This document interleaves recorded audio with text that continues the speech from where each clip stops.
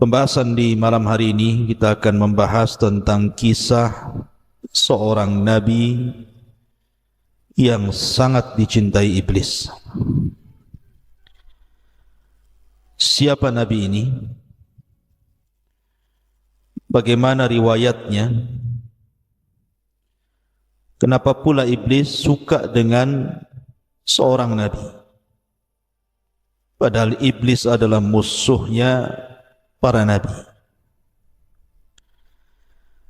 Ma'asyiral muslimin yang dimuliakan Allah Subhanahu wa taala, sebagaimana yang sering kita dengar bahwa iblis adalah makhluk yang terlaknat yang Allah Subhanahu wa taala ciptakan sebelum Allah menciptakan manusia, bahkan menempati bumi sebelum manusia menempati bumi. Dan Allah Subhanahu wa taala ciptakan dari api, bahkan sebelum iblis dilaknat oleh Allah Subhanahu wa taala, dia termasuk makhluk yang sangat dimuliakan, bahkan hidup di alam para malaikat. Akan tetapi ketika Allah Subhanahu wa taala menciptakan Adam dari tanah, kemudian meniupkan ruh langsung oleh Allah Azza wa Jalla, dan Allah perintahkan para malaikat untuk sujud, tetapi iblis enggan sujud, bahkan sombong, bahkan tidak mentaati perintah Allah. Dari sini Allah Subhanahu wa taala laknat iblis sampai kiamat. Ma'asyiral muslimin yang dimuliakan Allah Azza wa Jalla, maka sebab laknat Allah kepada iblis inilah, maka permusuhan iblis kepada Bani Adam akan terus sampai kiamat dan akan berusaha untuk menyesatkan mereka. Akan tapi ada satu kisah yang disebutkan dalam beberapa literatur sirah dari Abdullah bin Umar radhiyallahu anhuma. Dia mengatakan, laqiya iblisu Musa.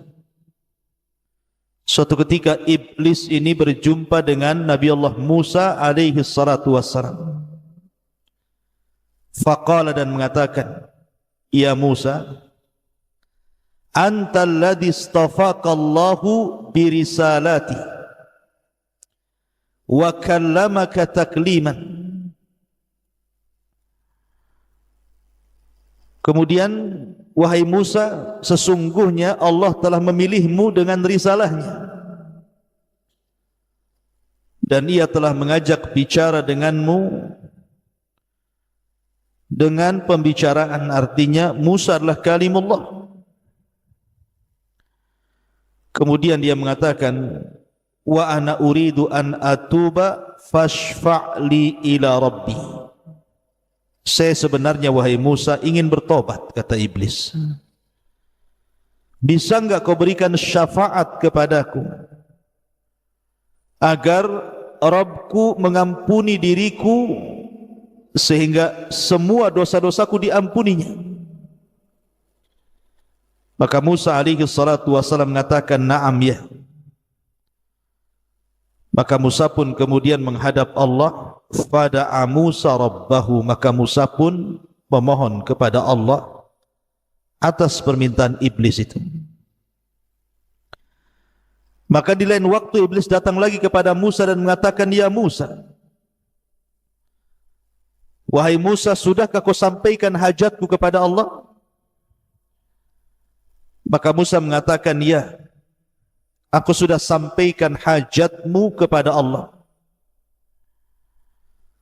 Kalau engkau ingin diampuni dosa-dosamu, kata Musa, maka Allah Subhanahu wa ta'ala qad amarta an tasjuda li qabri Adam. Syaratnya sujud kau ke kuburan Nabi Adam. Wa yutabu alaika, itu syarat Allah akan mengampuni dosa-dosamu. Ketika mendengar bahwa syarat diterima tobatnya harus sujud di kuburan Adam, fastakbara wa ghadib, tiba-tiba dia sombong dan murka dan mengatakan, lam asjud lahu hayyan fa kaifa asjud lahu mayitan. Wahai Musa, aku tidak pernah sujud kepada Adam di waktu Adam hidup, bagaimana pula aku sujud kepada Adam ketika Adam sudah mati? Mustahil bagiku. Kemudian Iblis mengatakan, ya Musa, innalaka alayya haqqan bima syafa'ta li ila rabbik. Wahai Musa, sekarang aku memiliki hutang kebaikan kepadamu, hutang budi kepadamu, karena engkau sudah berusaha untuk menjembataniku untuk bertobat kepada Rabbmu. Fadkurni, maka ingatlah aku, kata Musa, kata Iblis, inda thalathin, pada 3 perkara. Ingat aku pada 3 perkara, dan aku akan berusaha untuk menghancurkannya. Pertama, udhkurni hina taghdab. Ingat aku, wahai Musa, ketika engkau murka, ketika engkau marah. Fa inni ajri minka majrad dam, sesungguhnya aku berjalan di jalan darahmu. Sesungguhnya aku berjalan di jalan darahmu. Artinya bahwa iblis dan juga orang-orangnya, bala tentaranya, akan masuk ke jalan darah manusia, kemudian membuat manusia itu murka karenanya. Makanya kenapa marah itu datang dari syaitan. Salah satu meredamkannya adalah dengan cara wudu. Karena syaitan terbuat dari api dan api bisa padam dengan air, maka berwudu, kemudian salat. Kemudian yang kedua, wadhkurni hina talqa wadhkurni hina talqa zahfa, fa inni atibna Adam hina yalqa zahfa fa adqarahu waladahu wa zawjatahu hatta yuwalliha. Ingat aku, wahai Musa, ketika engkau berjumpa dengan musuh dalam peperangan, karena aku akan datang kepada Bani Adam ketika mereka sedang berjihad, berperang melawan musuh di pertempuran, dan akan diingatkan dengan anak dan istrinya sehingga dia takut mati, akhirnya lari dari peperangan. Kemudian yang terakhir, wa iyyaka an tujalisa imra'atan laysat bidzati mahramin fa inni rasuluha ilaik wa rasuluka ilaiha. Dan ingatlah diriku, wahai Musa, bahwa hati-hati, tidak boleh engkau berdiam diri dengan seorang wanita yang bukan mahramnya, karena sesungguhnya aku adalah utusan yang akan menggoda dirimu dan menggoda si wanita itu. Maka kata syaitan, kata iblis, ingatlah 3 perkara ini. Bani Adam akan hancur kalau mereka tidak ingat bahwa itu perbuatan iblis. Riwayat ini disebutkan oleh Al-Imam Ibnul Asakir dengan sanadnya dalam Tarikh Dimaski, dan juga Imam Ghazali dalam kitab Ihya Ulumuddin, dan juga Ibnul Jauzi dalam kitabnya Talbis Iblis, dan beberapa juga para ulama mencantumkan dalam kitab-kitab mereka. Ma'asyiral muslimin yang dimuliakan Allah Subhanahu wa taala, termasuk juga Al-Imam As-Suyuti mencantumkan dalam tafsirnya ketika memberikan catatan kepada surah Al-Baqarah 31 sampai 33. Wa 'allama Adama al-asma'a kullaha summa aradahum 'alal malaikati faqala anbi'uni bi asma'i haula'i in kuntum shadiqin. Qalu subhanaka la ilma lana illa ma 'allamtana innaka antal alimul hakim. Qala ya Adamu anbi'hum bi asma'ihim falamma anba'ahum bi asma'ihim qala alam aqul lakum inni a'lamu ghaibas samawati wal ardi wa a'lamu ma tubduna wa ma kuntum taktumun.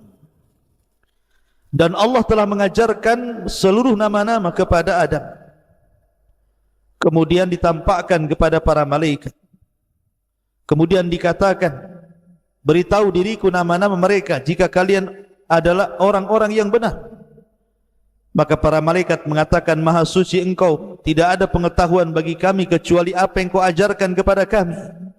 Engkau zat yang maha mengetahui lagi maha bijaksana. Maka Allah firmankan, wahai Adam, beritahu mereka para malaikat dengan nama-nama mereka. Maka tatkala Adam beritahu mereka, para malaikat dengan nama-nama mereka, maka Allah subhanahu wa ta'ala katakan, bukankah sudah kukatakan kepada kalian, sesungguhnya aku mengetahui kegaiban langit dan bumi, dan aku mengetahui apa yang tampak dan apa yang kalian sembunyikan. Al-Imam Asy-Syuyuti dalam kitab Ad-Durar Nusur, ketika memberikan catatan kepada ayat ini, beliau membawakan sebuah riwayat daripada Imam Akhrajahu Ibnu Abi Dunya, dikeluarkan oleh Ibnu Abi Dunya dalam Makayidus Syaitan dari Abdullah ibn Umar radhiyallahu anhuma. Riwayat yang kurang lebih dengan riwayat yang saya baca di atas. Jadi iblis itu suka dengan Nabi Musa alaihi salatu wassalam, karena Musa itu memang nabi yang dekat dengan Allah Azza wa Jalla dan suka berdialog. Maka disematkan kepada Musa kalimat Kalimur Rahman, nabi yang suka berdialog dengan Allah. Karena di antara 25 nabi dan rasul yang dikenal dengan Kalimur Rahman itu 3. Pertama Adam, yang kedua Rasul kita Muhammad sallallahu alaihi wasallam, dan yang ketiga Musa alaihi salatu wassalam. Adam ketika di surga, Rasul ketika di Sidratil Muntaha, dan Nabi Musa ketika di Bukit Saina. Tetapi yang banyak berdialog dengan Allah Azza wa Jalla secara langsung tanpa perantara adalah Musa. Sehingga apapun yang dipesankan iblis kepada Musa, Musa bisa menyampaikan kepada Allah Subhanahu wa ta'ala. Makanya dia berjumpa, iblis suka dengan Nabi Musa dan mengatakan, ya Musa antal ladzi istafaka Allahu bi risalatihi wa kallamaka takliman. Wahai Musa, engkau Rasul yang Allah pilih, dan engkau Rasul yang suka berdialog dengan Allah Subhanahu wa ta'ala. Bagaimana idza tubt, kalau aku seandainya bertobat kepada Allah Azza wa Jalla, apakah aku akan diampuni? Bisakah engkau menjadi perantara diriku dengan Allah? Isfa'li ila Rabbi an yatuba alayya. Bisakah kau menjadi perantara bagiku, wahai Musa, bincangkan dengan Rabbku, maukah dia mengampuni dosa-dosaku? Artinya iblis di sini kepengen sekali bertobat sebenarnya. Maka kenapa iblis itu menangis apabila melihat seseorang itu sujud? Dan dia pun mengatakan, Allah perintahkan aku untuk sujud, aku pun tidak sujud, sementara hamba ini perintahkan sujud, dia sujud. Makanya suatu saat di masa Nabi Musa, iblis ini ingin bertobat kepada Allah Azza wa Jalla, dan dia minta kepada Musa sebagai perantaranya. Maka Musa pun fada'a Musa Rabbah, meminta dan berdoa kepada Allah Subhanahu wa ta'ala, menyampaikan permohonan iblis itu. Kemudian setelah Musa menyampaikan keinginan iblis, maka iblis datang kepada Musa, ya Musa qad qadaita hajataka. Wahai Musa, sudahkah engkau melaksanakan hajatmu? Kemudian falaqiya Musa iblis, maka Musa pun berjumpa dengan iblis dan mengatakan, ya iblis, qad amarta an tasjuda li qabri Adam wa yutabu alaika. Aku sudah sampaikan perkaramu kepada Allah. Allah hanya minta syarat kepadamu, sujud ke kuburan Adam. Nanti Allah akan ampuni dosamu. Maka mendengar disuruh sujud kepada kuburan Adam, ghadib, murka langsung iblis itu, enggak terima. Maka dia mengatakan, lima asjud lahu hayyan asjudu lahu mayyitan. Kenapa aku harus sujud kepada Adam di waktu dia hidup, sekarang kau pula suruh aku sujud di waktu dia mati? Waktu Adam hidup saja aku enggak mau sujud, sekarang dia sudah mati kau perintahkan aku sujud? Oh tidak, aku tidak mau. Maka iblis mengatakan, ya Musa, annalaka alayya haqqan bima syafa'ta li ila rabbik. Wahai Musa, ada 3 perkara yang harus kamu ketahui sebagai imbalan bahwa engkau sudah berusaha untuk menjembatani diriku dengan Rabbku. Maka kemudian iblis pun menyebutkan 3 perkara tadi yang saya ulang. Pertama, ingat iblis ketika marah, bahwa marah itu berasal dari syaitan. Yang kedua, mengingatkan soal peperangan, bahwa lari dari peperangan itu adalah perbuatan iblis. Kemudian yang ketiga, seorang laki-laki yang berduaan dengan wanita yang bukan mahram, maka itu pun perbuatan iblis. Makanya Nabi SAW bersabda, la yakhluwanna rajulun bimra'ati illa wa thalithuhuma syaitan. Tidak boleh seorang wanita dan laki-laki berdua-duaan dan dua-duanya bukan mahram kecuali yang ketiganya syaitan. Ma'asyiral muslimin yang dimuliakan Allah Azza wa Jalla, inilah 2 riwayat yang disebutkan para ulama bahwa iblis itu menyukai Musa karena memang Musa bisa menjembatani dia dengan Allah Subhanahu wa ta'ala. Tapi ketika Allah sudah berikan putusan, dia bisa menerima tobat iblis dengan syarat menghilangkan kesombongannya untuk sujud kepada Adam, tetapi kesombongannya tidak mau hilang. Ma'asyiral muslimin yang dimuliakan Allah Azza wa Jalla, akan tetapi tentang 2 riwayat ini, Syekh Albani rahimahullahu ta'ala menganggap bahwa 2 riwayat ini lemah. Sebagaimana disebutkan dalam kitabnya Al-Jami' As-Saghir pada nomor urut hadis ke 2213, bahwa hadis ini lemah, tidak bisa dijadikan sandaran. Tetapi 3 perkara yang disebutkan iblis itu sahih secara makna, karena banyak hadis-hadis yang mendukung tentang 3 perkara itu. Pertama, soal marah. Nabi SAW bersabda ketika seorang datang kepada Rasul minta diwasiati, dinasihati, diminta wejangan kepada Rasul, dan Rasul mengatakan la taghdab, la taghdab, la taghdab, faraddada miraran la taghdab. Jangan marah, jangan marah, jangan marah. Maka Rasul terus mengulang-ulang kalimat nasihat jangan marah itu, karena memang marah itu dari syaitan.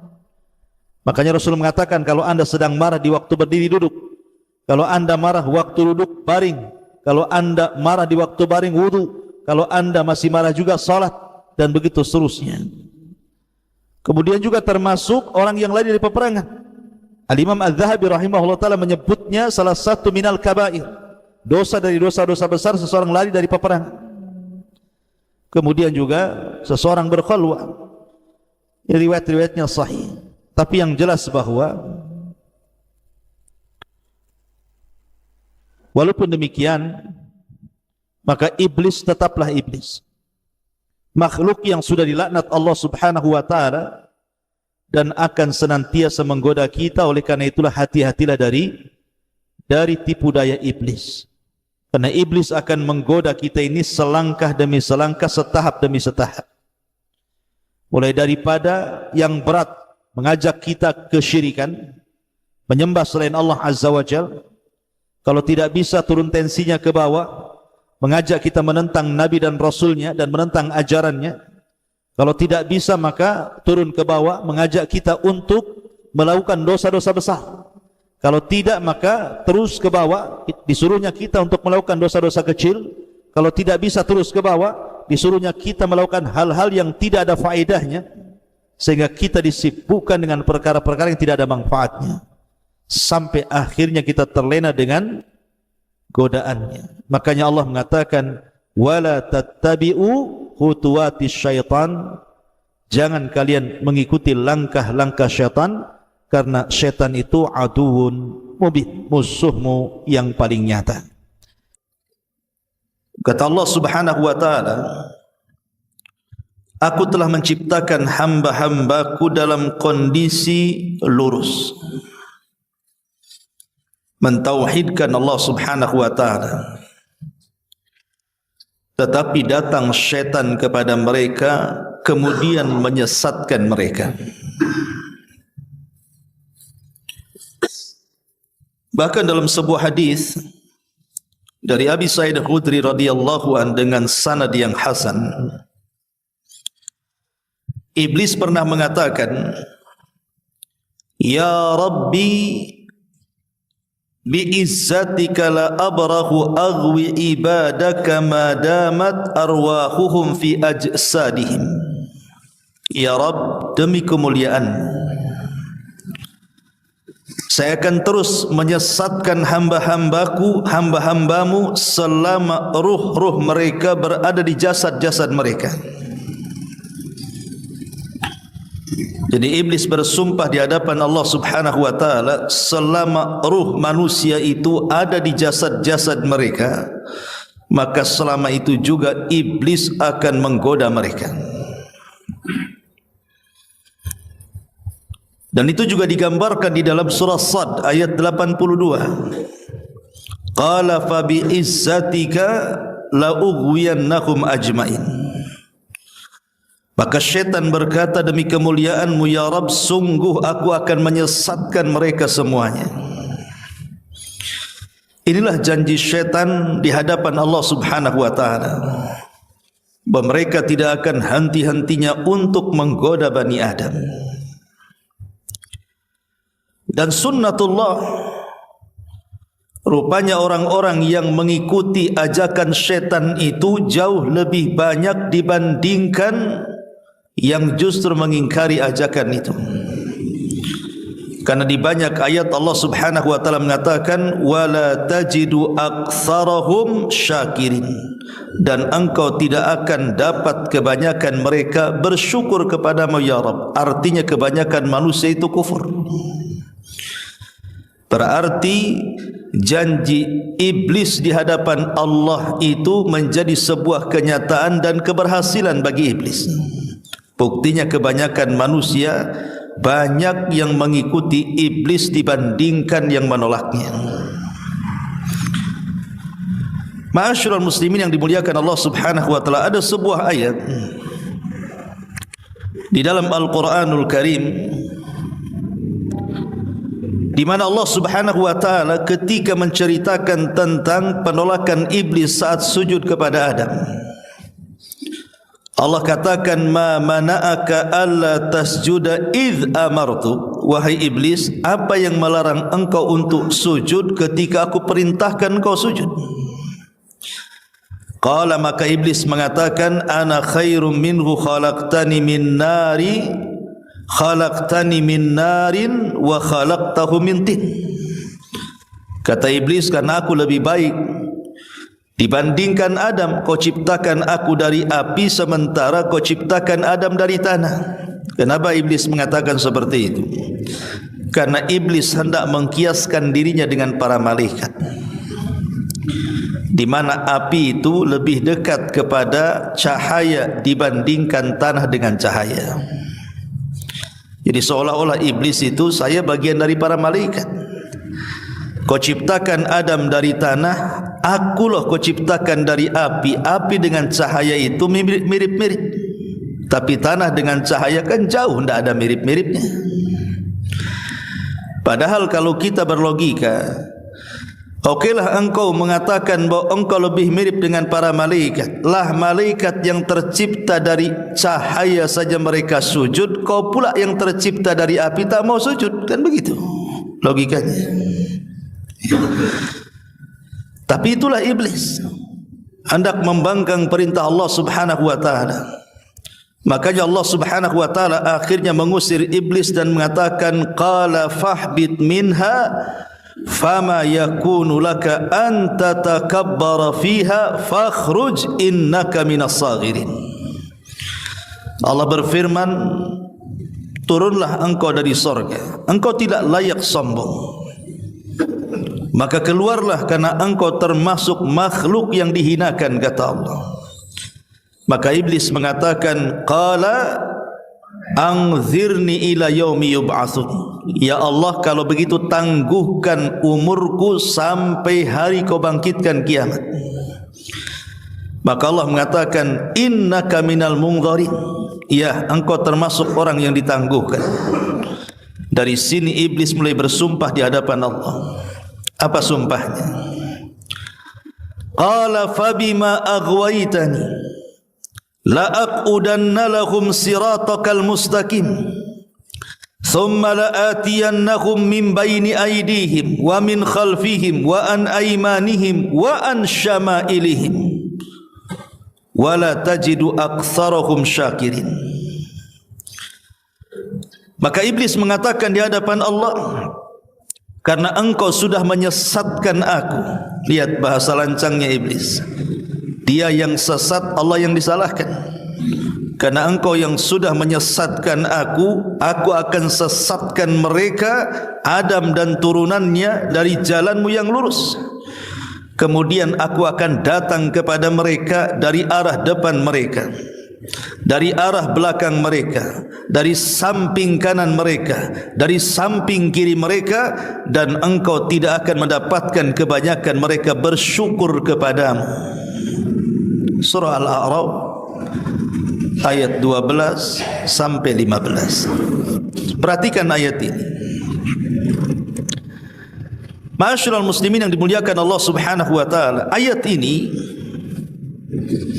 menjelaskan kepada kita tentang upaya iblis dan bala tentaranya untuk menggoda Bani Adam dari 4 arah angin, dari depan, dari belakang, dari samping kanan dan samping kiri. Itulah iblis berusaha untuk menggoda kita dari semua arah.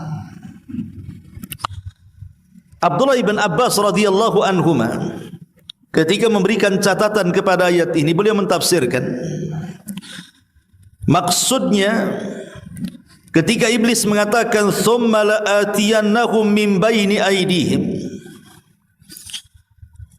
dan sungguh aku akan datang kepada Bani Adam dari arah depan mereka. Maksudnya dari depan itu syaitan hendak memberikan keraguan-raguan kepada manusia tentang akhirat manusia. Adapun kata-kata wa min khalfihim, dan dari belakang mereka, setan hendak menanamkan kepada manusia rasa cinta manusia dengan dunia. Wa an aymanihim, adapun dari arah kanan mereka, setan hendak memberikan syubhat terhadap perkara agama mereka.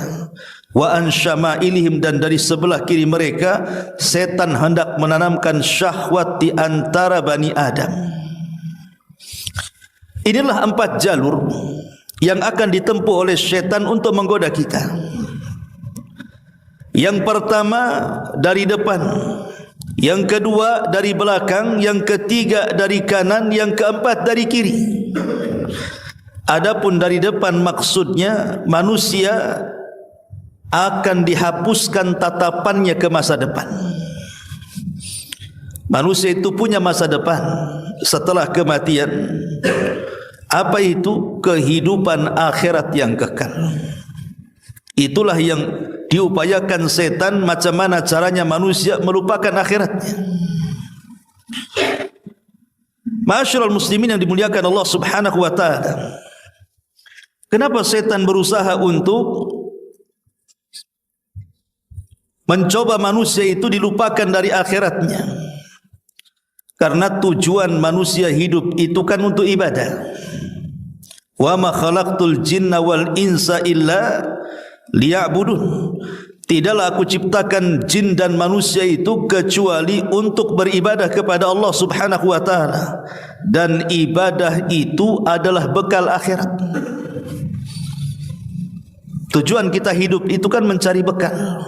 Wa tazawwadu fa inna khairaz zadi taqwa. Berbekalah kalian dan sebaik-baik bekal adalah ketakwaan kepada Allah Subhanahu wa taala. Tapi syaitan berusaha supaya manusia itu melupakan akhiratnya. Dengan cara apa setan melupakan akhiratnya? Dengan cara dicintakan kebalikan dari akhirat. Itulah tafsir wa min khalfihim, dan dari belakang mereka, artinya dicintakan dengan dunia. Manusia akan dicintakan dengan dunia. Abdullah bin Abbas radhiyallahu anhuma mengatakan, Nabi SAW bersabda, "Lau kana libni Adam wadiyani min malin labtagha thalithan wa la yamla'u jawfa ibni Adam illa turab wa yatubullahu ala man tab." Seandainya manusia itu diberi dua lembah berisi harta semuanya, tentu ia masih akan menginginkan lembah yang ketiganya.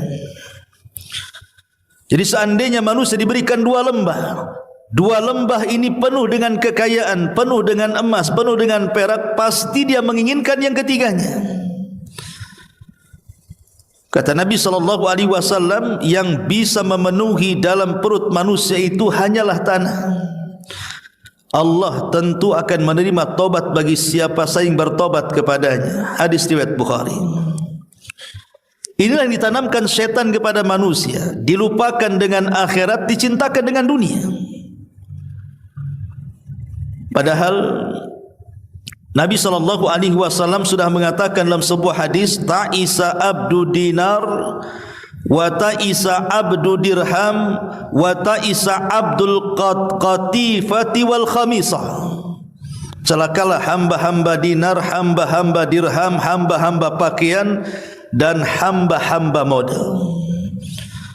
Karena ketika seseorang menghambakan dirinya kepada benda-benda, kepada harta-harta, maka dipastikan dia melupakan akhiratnya. Makanya Allah mengatakan, alhaakumut takatsur hatta zurtumul maqabir.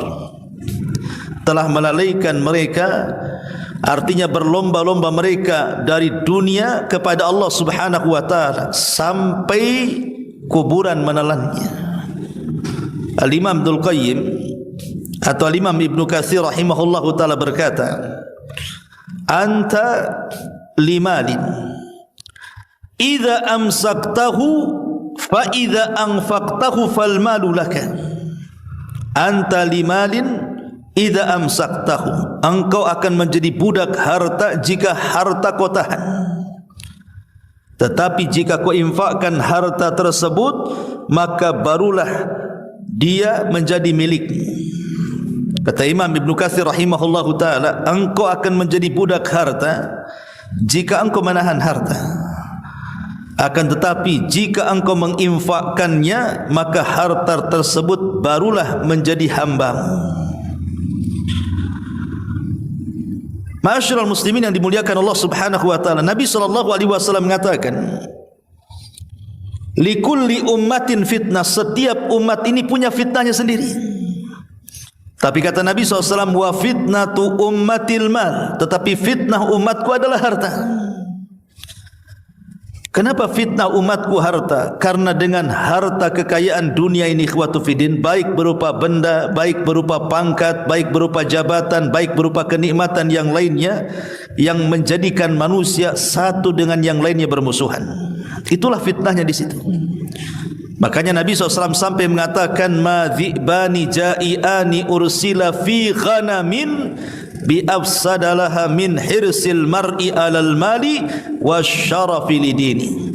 Tidaklah dua serigala lapar yang menghampiri seekor kambing lebih berbahaya baginya dari ambisi seseorang kepada harta dan kedudukan dalam agamanya.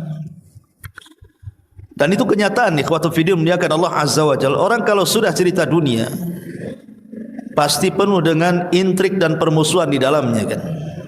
Pasti akan sikat, sikut, injak, bawah, sindul atas dan begitu seterusnya. Dan saya menyaksikan itu. Ya.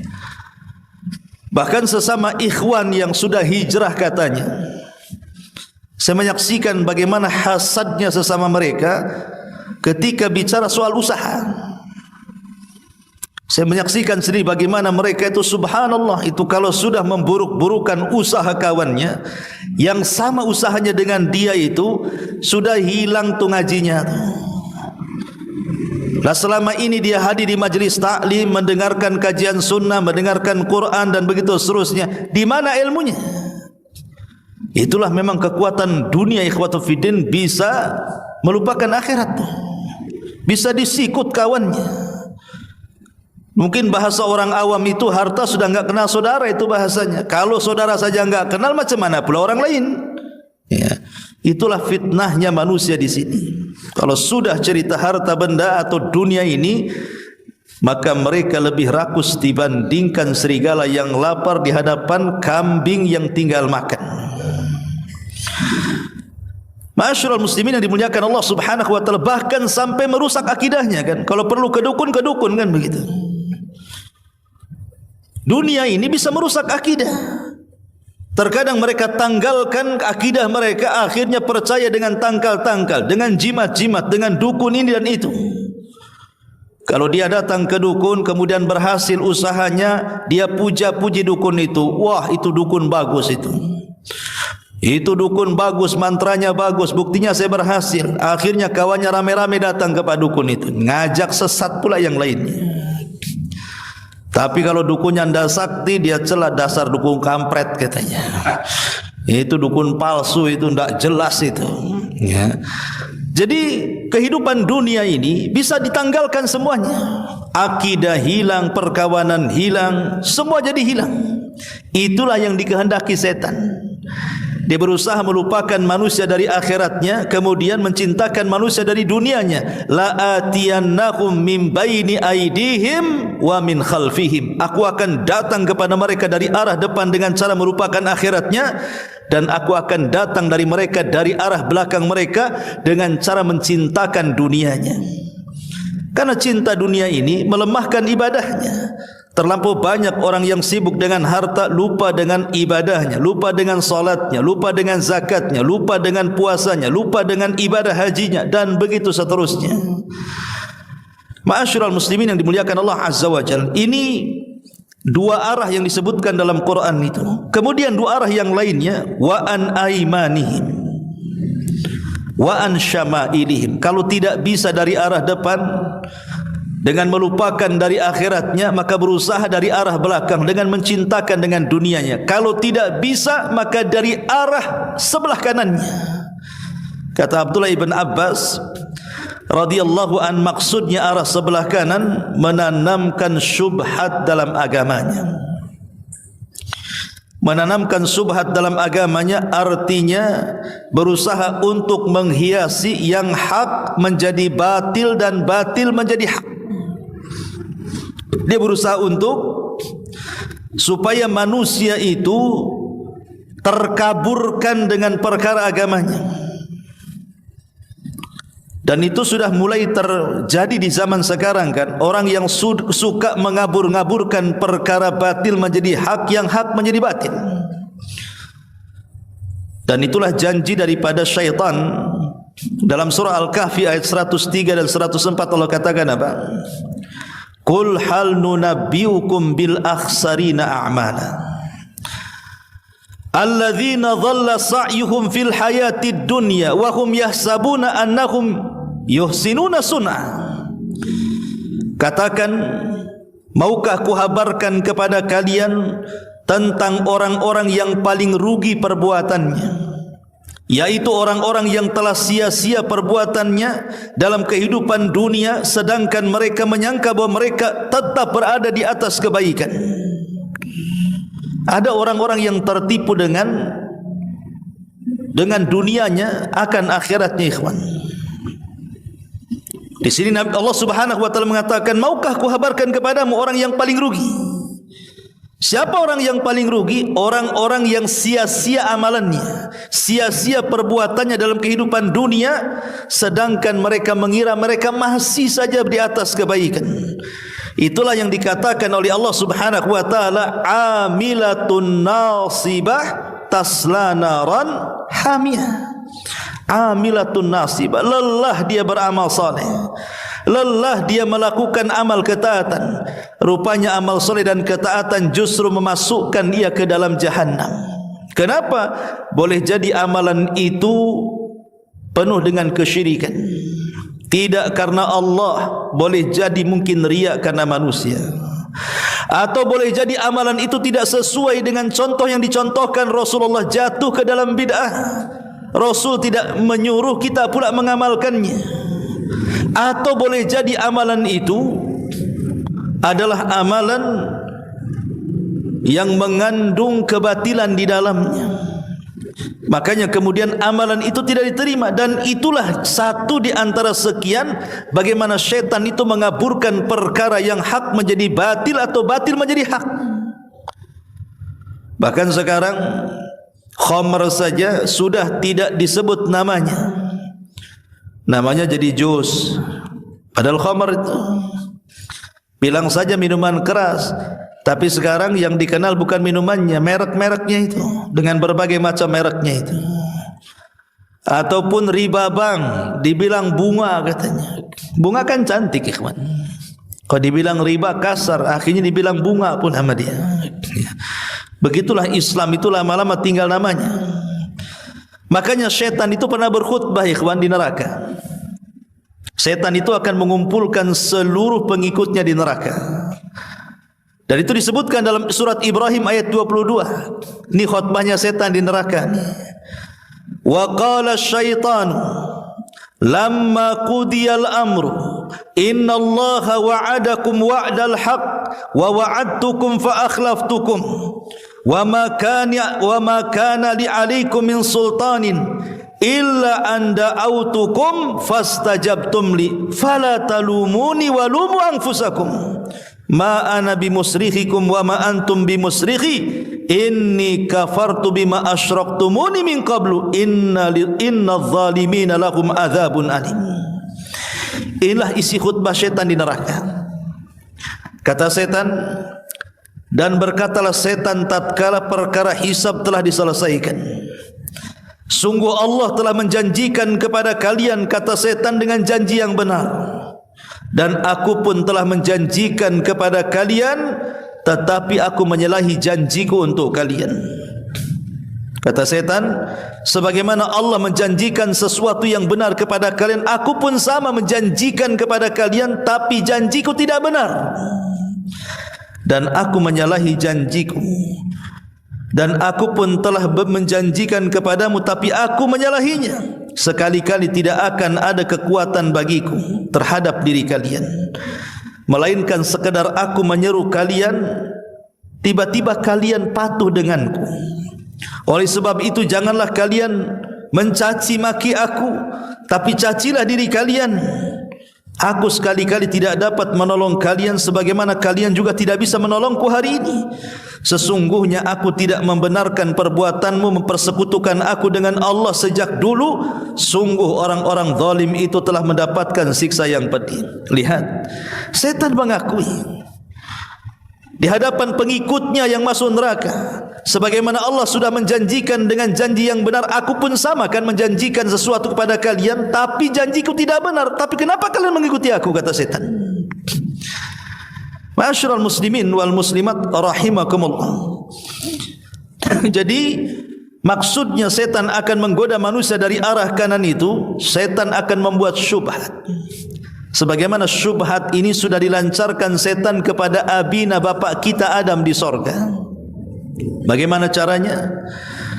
Setan memberikan was-was kepada bapak kita Adam. Ketika Allah Subhanahu wa taala mengatakan, wahai Adam, nikmatilah seluruh nikmat yang ada di sorga, Makanan yang ada di sorga makan, minuman yang ada di sorga minum, buah-buahan yang ada di sorga nikmati. Tapi tolong jangan dekat satu pohon ini. Wala taqraba hadhihi syajarata fatakuna minadh zalimin. Sebab kalau engkau dekat dengan pohon ini, apalagi kau makan buahnya, kau termasuk orang zalim, wahai Adam.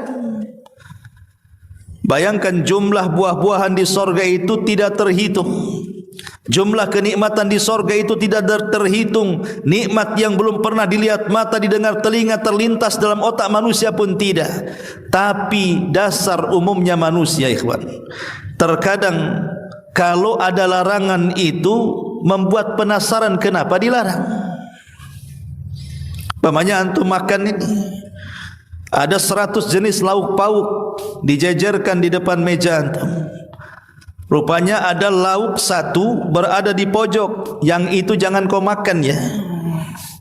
Tentu orang penasaran, kenapa yang ini bisa dimakan, kenapa itu pula tak boleh dimakan. Akhirnya mulai dekat, apa sih lauk yang tak boleh dimakan itu? Kan itu manusia begitu. Dia suka penasaran tuh kalau yang dilarang itu. Lah itulah Adam alaihi salatu wasalam penasaran, kenapa dilarang?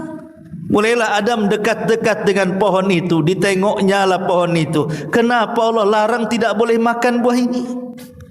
Disitulah setan masuk, memberikan was-was, memberikan alasan, kemudian bersumpah seolah-olah sumpahnya itu meyakinkan kepada Adam kenapa pohon itu tidak boleh dimakan. Kata iblis, illa antakuna malakaini au takuna minal khalidin. Kenapa Allah subhanahu wa ta'ala melarang memakan buah itu, wahai Adam?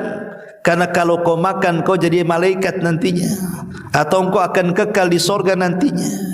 Oh, maksudnya itu, kata Adam. Kenapa Adam percaya dengan iblis? Padahal iblis ini sedang berbual. Karena iblis membumbui bualannya dengan sumpah. Wa qasamahuma inni lakuma laminan nasihin. Aku bersumpah untuk kalian berdua, kata iblis, saya ini orang yang akan memberikan nasihat.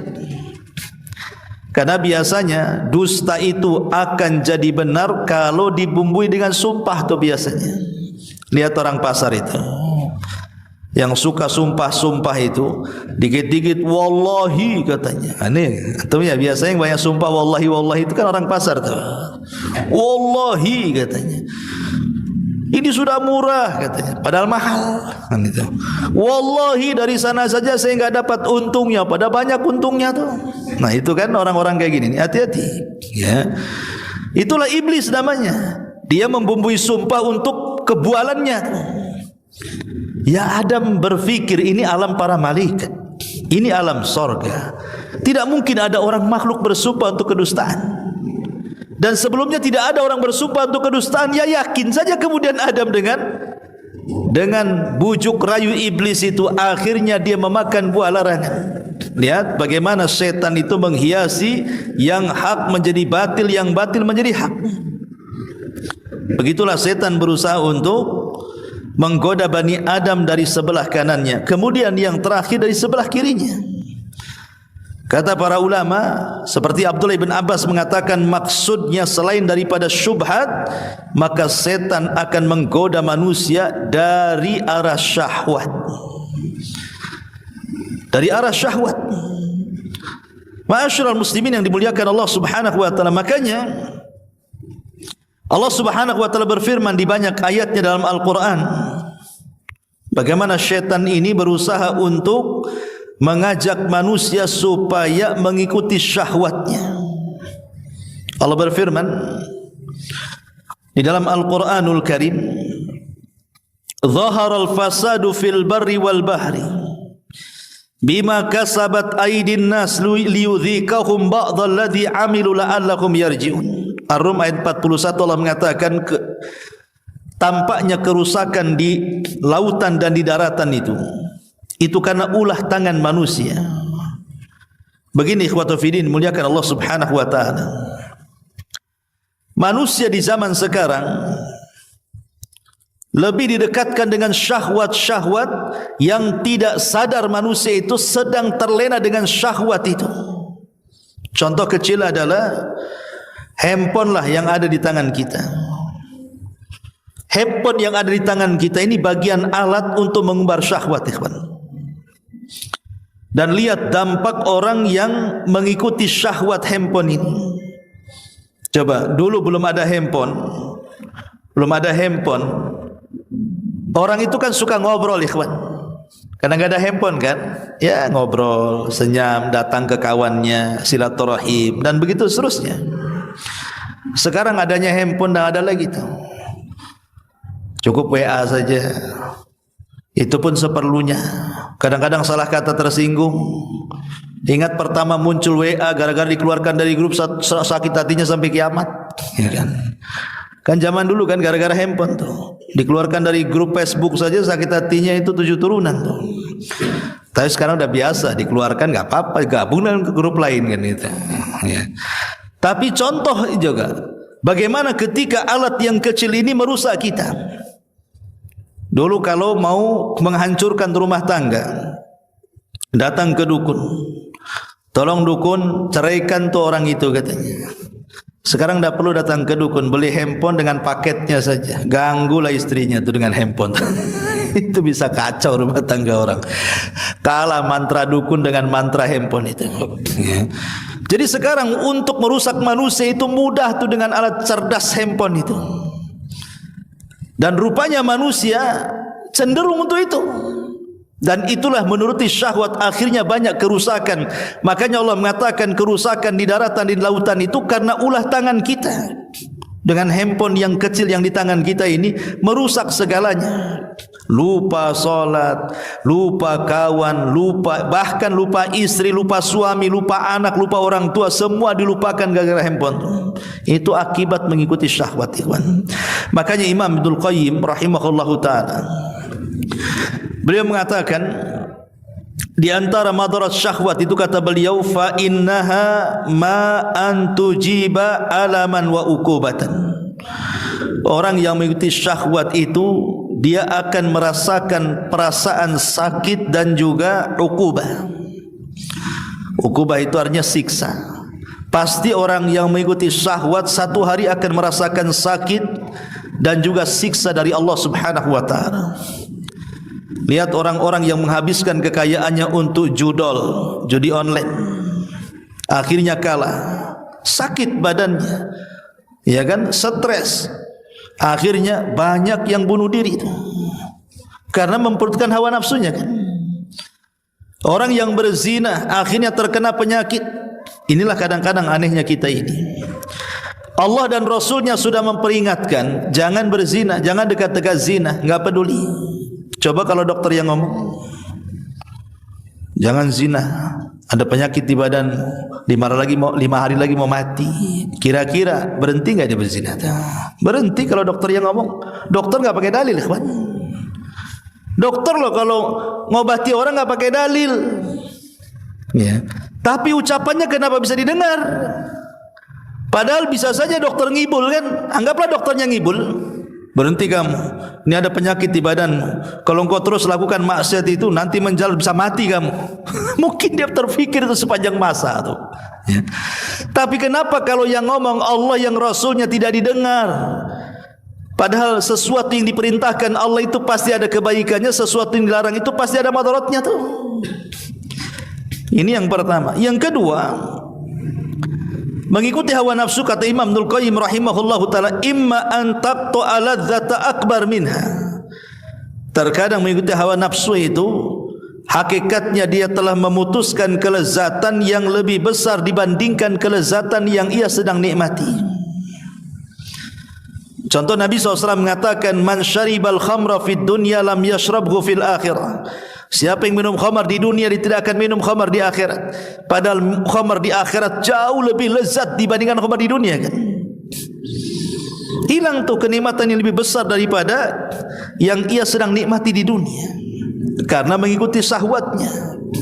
Atau yang ketiga, kata Imam Ibnul Qayyim, an tudayyi waqtan idha'atahu husratan wa nadamatan.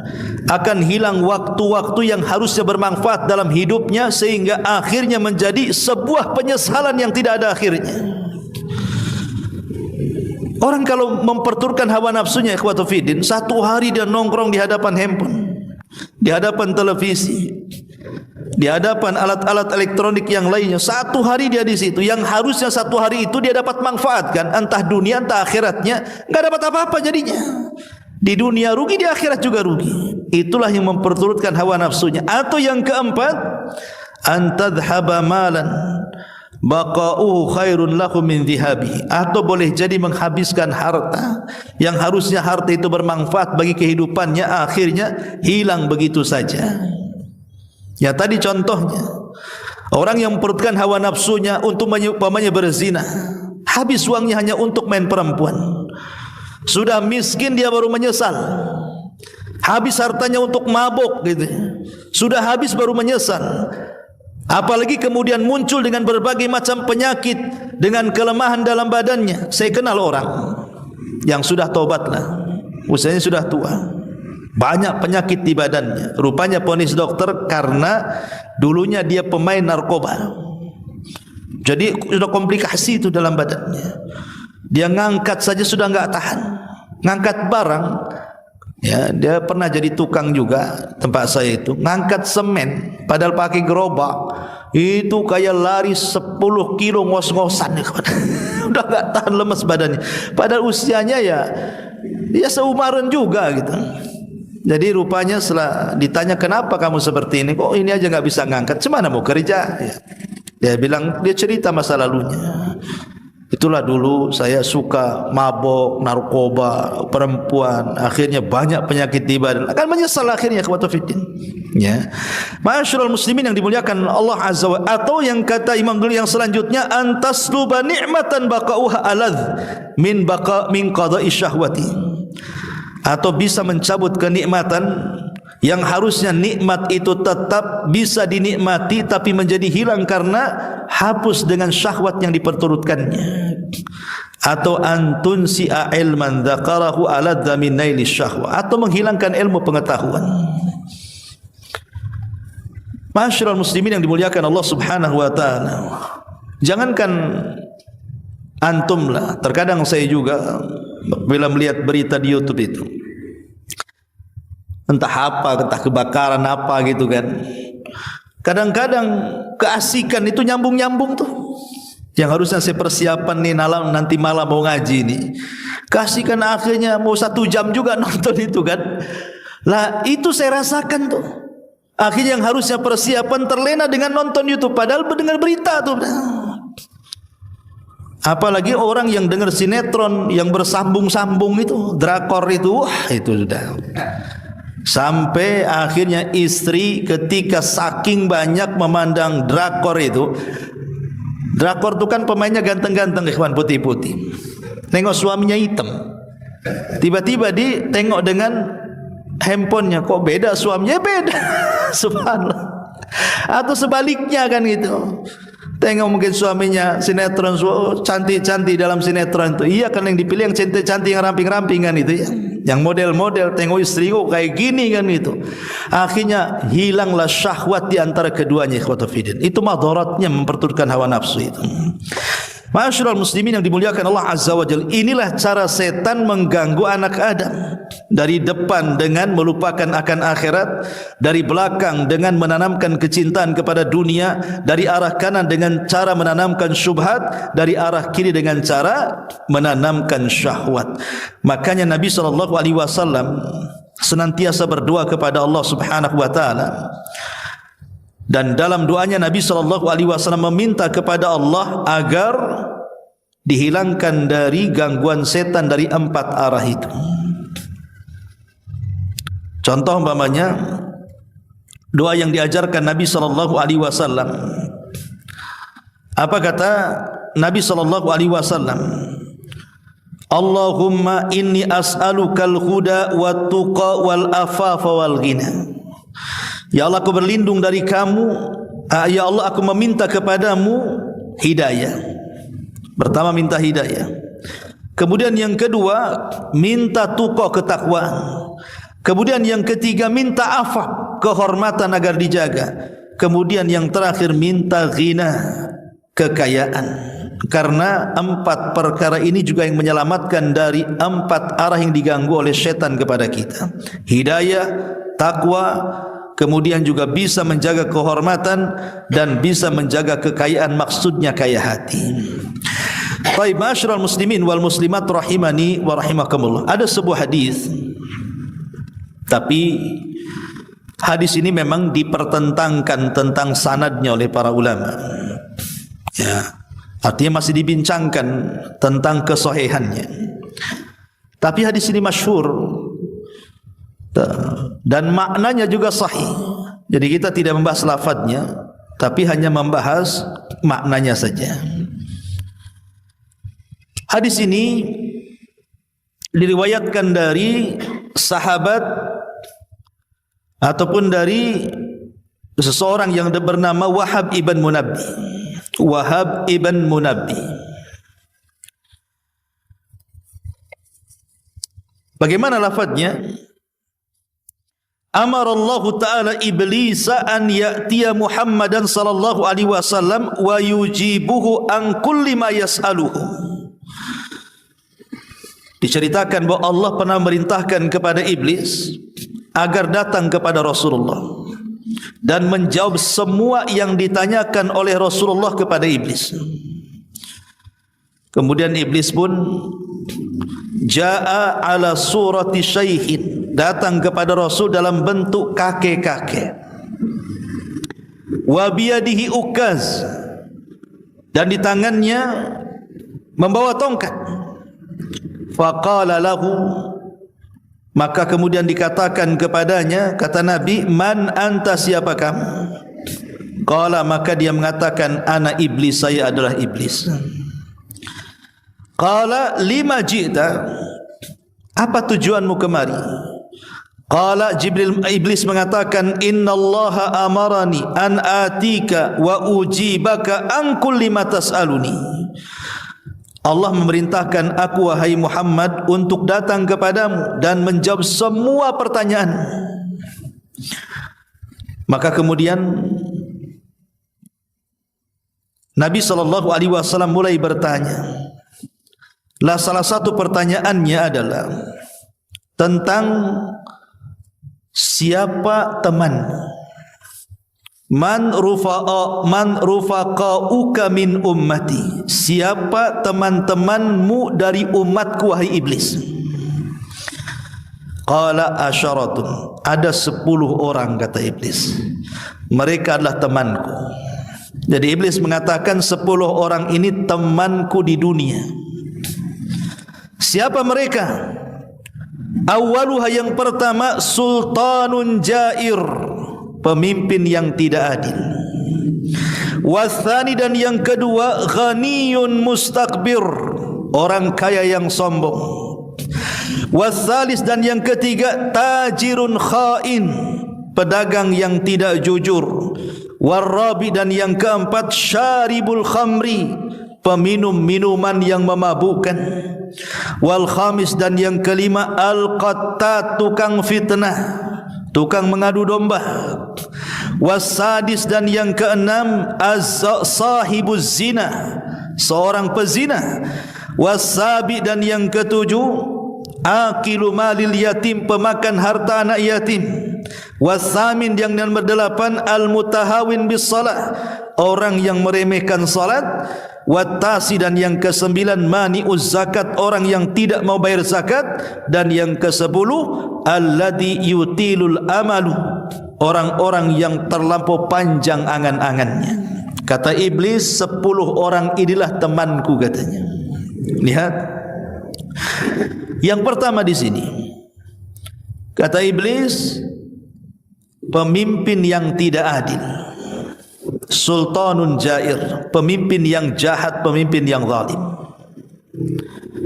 Ma'asyiral muslimin yang dimuliakan Allah Subhanahu wa taala, para pemimpin-pemimpin yang tidak adil atau istilah pemimpin-pemimpin yang zalim, kenapa dikatakan atau oleh syaitan dikatakan bahwa ini adalah teman dia di dunia? Karena kita tahu Allah itu suka dengan keadilan dan Allah itu tidak suka dengan kezaliman. Tapi iblis sebaliknya suka dengan kezaliman dan tidak suka dengan keadilan. Makanya kemudian iblis akan masuk dalam bab hukum. Bagaimana manusia itu jauh daripada hukum Allah dan Rasulnya dan menegakkan hukum syaitan dan hawa nafsunya. Nabi SAW di zamannya ada seorang wanita dari Bani Mahzum mencuri. Dan wanita ini sampai pencuriannya ke Nabi SAW. Ingat, sebuah kriminal kalau sudah sampai di tangan penguasa hakim maka tidak bisa dibatalkan, harus ditegakkan hukum. Itulah syariat Islam. Kalau belum sampai ke hakim bolehlah dia tobat, tapi kalau sudah ditangani hakim maka tidak bisa lagi untuk diberhentikan, harus terus kasusnya diselesaikan. Jadi karena yang mencuri ini wanita anak bangsawan, kabilahnya keberatan. Jangan, dia anak kepala suku kami. Gimana caranya yang melobi Nabi SAW supaya jangan ditegakkan hukum potong tangan itu. Akhirnya kemudian mereka pun melobi-lobi, tapi tidak bisa dilobi. Terakhir mereka datang kepada orang yang dekat dengan Nabi, namanya Usamah ibn Zaid. Maka Usamah ibn Zaid datang kepada Rasul, melobi Rasul supaya diringankan hukumannya, minimalnya jangan dipotong tangannya. Tapi Nabi malah marah di hadapan Usamah dan mengatakan, atashfa'u fi haddin min hududillah, apakah engkau meminta bantuan dalam perkara had, ketentuan dan keputusan yang Allah sudah putuskan? Tidak bisa. Kemudian Nabi SAW ketika itu berkhutbah di hadapan para sahabat dan mengatakan, innama halakal ladzina min qablikum innahum atau annahum kanu idza saraqa fihimus syarif tarakuhu wa idza saraqa fihimudh dhaif aqamu alaihi alhaq wa imullah law anna Fatimah binta Muhammadin saraqat laqata'tu yadaha. Maka Rasul berceramah di hadapan para sahabat dan mengatakan, wahai para sahabatku, hancurnya umat sebelum kalian. Kalau ada orang kaya, kalau ada pejabat, mereka mencuri, maka mereka hapuskan hukumannya. Tapi kalau orang lemah yang mencuri, maka mereka segerakan penanganan hukumnya. Itulah yang bahasa yang kita sering mendengar, tajam ke bawah, tumpul ke atas. Kalau yang mencuri itu orang-orang lemah, lapor ke polisi. Ya, kadang-kadang ada oknum polisi itu yang tidak mau menangani kan, nggak ada duitnya katanya. Coba kalau pejabat yang melapor belum 24 jam sudah ditangani, sudah ketangkap pula pelakunya tuh. Itu yang terjadi hukum di negara kita dan negara-negara yang lainnya kan. Lah setan itu suka dengan seperti ini. Dia menyebar ketidakadilan di tengah-tengah masyarakat. Maka siapapun penguasanya, siapapun pemegang hukumnya, mau hakimnya, mau jaksanya, mau siapapun, mau polisinya, mau tentaranya, ketika mereka zalim dan tidak menegakkan keadilan, mereka teman-teman syaitan. Ini yang pertama. Ya. Kemudian yang kedua, orang kaya lagi sombong. Dalam sebuah hadis Nabi SAW mengatakan, salasatun la yukallimuhumullahu yaumal qiyamah wa la yuzakkihim wa la yanzuru ilaihim wa lahum adzabun alim. Kata Rasul, ada 3 kelompok Allah tidak akan bicara dengan mereka pada hari kiamat. Allah tidak akan membersihkan mereka pada hari kiamat. Allah tidak akan memandang mereka pada hari kiamat, dan mereka dihadapkan dengan siksa yang pedih pada hari kiamat. Siapa mereka?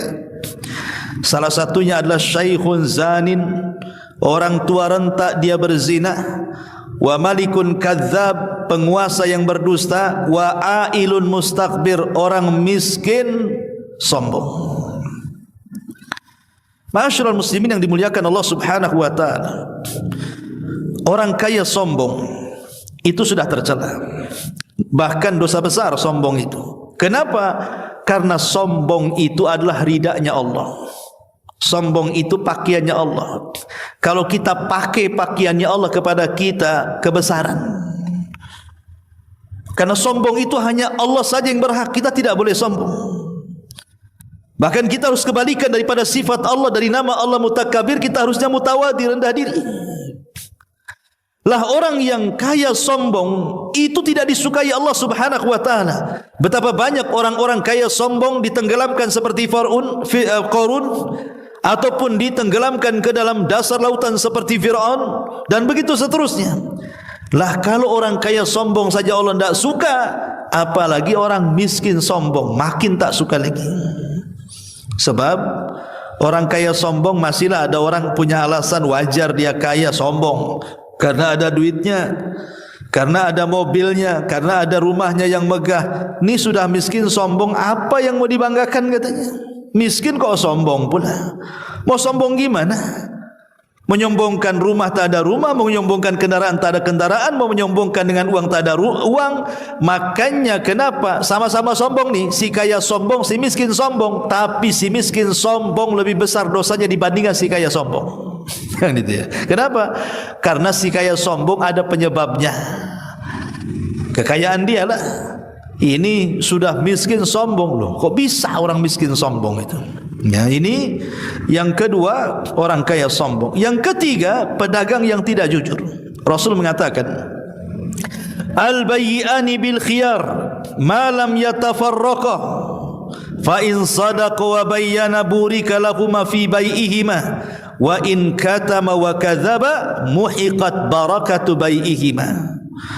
Dua orang yang melakukan jual beli boleh melakukan khiyar, pilihan untuk melangsungkan atau membatalkan selama keduanya belum berpisah. Atau beliau bersabda, hingga keduanya berpisah. Apabila keduanya jujur menampakkan dagangannya, maka keduanya diberkahi dalam jual belinya. Namun apabila keduanya menyembunyikan dan berdusta dalam jual belinya, maka akan diangkat keberkahan jual belinya. Ingat bahwa pedagang yang tidak jujur itu mereka tidak akan berkah dagangannya. Walaupun nampak hasilnya banyak, tetapi tidak ada berkahnya, percuma. Kenapa? Karena adanya seperti tidak adanya. Itu barang yang tidak berkah itu seperti itu. Hartanya banyak tapi kok kayak hantu, enggak jelas penggunaannya. Seperti itu harta yang tidak berkah. Kemudian yang nomor 4, peminum khamar. Ingat bahwa khamar itu ummul khaba'is, induk daripada seluruh keburukan. Tidak ada induk keburukan melebihi khamar. Karena khamar ini dari khamar hilang akal, dari hilang akal dia bisa macam-macam, bisa membunuh orang, bisa mencaci maki orang, bisa memukul orang, bisa mencuri barang orang. Maka yang disebut khamar ini adalah ummul khaba'is, induk dari seluruh keburukan. Ya, memang hadisnya sih tidak benar, tidak usah dijadikan pegangan tentang kisah Harut Marut menurut versi Bani Israel. Ya. Jadi Harut Marut menurut versi Bani Israel, ya kita tidak benarkan kisahnya, kita ambil ibrahnya saja. Jadi ketika Allah Subhanahu wa taala menciptakan Adam itu, malaikat protes, "Ya Rabb, kenapa kau menciptakan Adam yang merusak, mengikuti hawa nafsu, menumpahkan darah dan begitu terus anak turunannya? Ya, kenapa enggak utus kami saja ke bumi?" Maka Allah Subhanahu wa taala mengatakan, "Baik, kalau engkau layak di bumi, carikan malaikat yang paling baik di antara kalian." Akhirnya diutus sudah siapa? Harut dan Marut. Itu malaikat terbaik dari semua malaikat. Akhirnya kemudian Allah berikan hawa nafsu di kedua malaikat si Harut Marut ini. Yang tadinya malaikat tidak punya hawa nafsu, diletakkan hawa nafsu di dada malaikat ini. Kemudian diturunkan ke bumi. Kemudian Allah uji dengan seorang wanita. Allah ciptakan wanita yang cantik sekali untuk menggoda Harut dan Marut. Kemarin dia belum ada hawa nafsu kan? Enggak tertarik. Sekarang sudah ada hawa nafsu, mulai tertarik. Kemudian menggoda perempuan itu, tapi perempuan itu tidak tergoda. Digoda lagi tidak tergoda, digoda lagi, akhirnya mau, tapi minta 3 syarat. Kau boleh berzinah dengan aku tapi penuhi 3 syarat. Pertama, sekutukan Allah. Dia bawa berhala, sembah berhala ini. Kalau kau bisa menyembah berhala, aku mau berzinah dengan engkau. Kata malaikat Harut Marut, tidak mungkin. Kami ini malaikat, tidak mungkin menyekutukan Allah, katanya. Yang lain saja, katanya. Akhirnya datangkan anak kecil. Kemudian diberikan pisau, bunuh anak kecil ini. Kalau kau berani membunuh anak kecil, kita siap berzina. Kata malaikat, tak mungkin malaikat bunuh orang, katanya. Ya. Akhirnya kemudian yang ketiga didatangkan khamar. Kalian mabuklah, katanya. Dipikirnya dua malaikat ini daripada syirik, daripada bunuh, bagus aku minum, katanya kan. Minumlah khamar ini. Setelah dia mabuk, lupa, tidak sadar, akhirnya ambil pisau, ditusuklah anak itu. Setelah ditusuk anak itu, akhirnya diambil berhalanya, disembah. Namanya orang mabuk. Akhirnya lengkap 3 paket maksiat itu dilaksanakan harut marut itu. Lihat, itulah khamar, bahayanya khamar. Kisah ini makdzub, tidak benar. Ya, tapi hikmahnya saja kita ambil bahwa khamar itu adalah induk daripada seluruh keburukan di situ. Ma'asyiral muslimin wal muslimat rahimani wa rahimakumullah.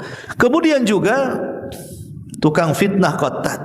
Qattat itu orang yang tukang adu domba, ikhwatul fiddin. Ya. Di masyarakat kita ini terlampau banyak orang-orang yang mencampuri urusan orang.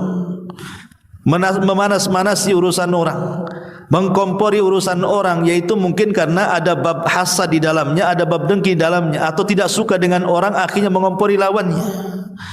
Lah itu banyak terjadi, itu disebut qattat namanya. Qattat itu sama dengan namam. Rasul pernah satu hari lewat di sebuah kuburan. Rupanya ada 2 kuburan itu sedang disiksa dan Rasul dengar. Jadi mukjizat hanya Rasul yang tahu. Tiba-tiba Rasul mengambil pelepah kurma, kemudian dibelah 2. Kemudian salah satu belahannya diletakkan di atas kuburan satunya, dan satunya diletakkan di kuburan satunya. Sahabat bertanya, Rasul, kenapa kau lakukan? Maka Nabi SAW, supaya sebelum pelepah kurma yang kubelah ini kering, bisalah meredamkan atau meringankan siksanya. Jadi sahabat mengatakan, emang disiksa apa keduanya? Kata Nabi SAW, adapun yang ini, kuburan yang sebelah sini, kata Rasul, itu disiksa gara-gara kalau kencing itu tak beres itu ceboknya itu. Sama biasa super truk, super bus itu biasanya. Kadang-kadang berhenti di mana, bannya dikencingi, langsung diresleting tanpa dicebok, tanpa diistijmar dengan batu. Ya, kalau malas kan bisa di lap-lapkan ke ban, kan bisa juga. Kan gitu. Kan ini kan orang kayak gini udah banyak ini. Lah ini gara-gara ini orang ini diazab kuburnya, coba. Yang kedua namam. Ini kuburan satunya ini tukang adu domba nih. Dia jadi kompor itu, bukan 5 gas, 25 gas lagi. Yang buat orang marah, buat orang panas gitu. Lah ini qattat namanya. Kemudian juga yang ke-6 adalah sahibuz zina. Sahibuz zina, orang yang tukar zina. Allah Subhanahu wa taala berfirman, wala taqrabuz zina, jangan dekat-dekat zina, kata Allah. Innaha fahisyatun wa sa'a sabila, karena zina itu perbuatan keji dan paling buruk jalannya. Di dunia Allah hinakan, di alam kubur Allah siksakan, dan di akhirat Allah sediakan neraka untuk mereka. Jadi zina itu tidak ada baiknya sama sekali, ikhwatul fiddin. Ingat ketika Nabi SAW dalam peristiwa Isra Mi'raj, kemudian diperlihatkan azab neraka.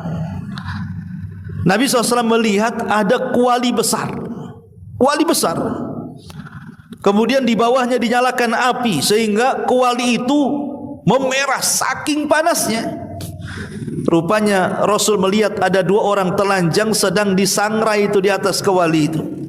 Bayangkan, berada di kuali yang sangat panas, apa tidak sakit dari ubun-ubun sampai kaki itu. Jadi Rasulullah SAW bertanya kepada Jibril, mahadzan, ini siksa siapa orang ini? Maka Jibril mengatakan, itulah azani wazania, itulah laki-laki yang berzina dan wanita yang berzina. Sebagaimana ketika berzina merasakan nikmat dari kepala sampai kaki, maka siksanya pun harus merasakan sakit dari kepala sampai kaki. Naudzubillah. Ya, ma'asyiral muslimin rahimakumullah. Kemudian yang ke-7, memakan harta anak yatim. Banyak orang sibuk membuat panti asuhan, bukan dikasih makan anak-anak yatim, dia pula yang kaya. Banyak. Dulu belum punya mobil buat panti asuhan, dia pula yang punya mobil. Dulu ketika panti asuhan masih sewa, akhirnya punya rumah, dia pula yang kaya. Akhirnya anak-anak yatimnya satu-satu hilang, tinggal dia pula yang punya rumah, yang menguasai harta, yang menguasai mobil. Na'udzubillah. Ya. Ini banyak terjadi seperti ini. Tidak takut dengan Allah Subhanahu wa ta'ala. Kemudian yang nomor 8, orang yang meremehkan salat. Hati-hati orang-orang yang meremehkan salat ini. Ya, karena orang yang meremehkan salat itu artinya dia sedang menjungkir balikkan dirinya di dekat jurang yang sangat dalam. Karena salat itu pembeda kita dengan orang kafir. Kalau meninggalkan salat bisa kafir. Maka jangan dekat-dekat jurang yang melemparkan kita dari Islam. Kemudian yang nomor 9, orang yang tidak mengeluarkan bayar zakat. Dan yang 10, orang yang panjang angan-angannya. Orang yang panjang angan-angannya itulah yang tertipu dengan dunia. Dia tidak sanggup terbang, enggak punya sayap, angan-angannya sampai ke langit. Akhirnya apa? Ingin kaya jadi ngerampok, ingin kaya jadi koruptor, ingin kaya jadi copet dan begitu seterusnya. Itu akibat daripada panjangnya angan-angan. Akhirnya dengan segala cara yang penting dapat jabatan, dapat kaya, dapat orang kaya, sikat sikut, injak bawah, sundul atas, pokoknya dapatlah keinginan dia. Itu akibat daripada tulul amal. Bahkan lihat ucapan para ulama ketika bicara soal tulul amal ini. Contoh umpamanya apa yang dikatakan oleh para ulama. Umar bin Khattab radhiyallahu anhu. Umar Ibn Khattab radhiyallahu anhu mengatakan bahwa tulul amal itu bisa melupakan amal. Tulul amal yunsi al amal. Orang yang panjang angan-angannya akan melupakan banyak amal soleh dalam kehidupannya. Maka lihat orang-orang yang malas itu biasanya yang panjang angan-angannya tuh. Tapi orang yang rajin itu biasanya yang pendek angan-angannya. Oleh karena itulah maka inilah kata iblis bahwa 10 orang ini mereka adalah teman-teman dia di dunia bahkan sampai masuk neraka. Na'udzubillah.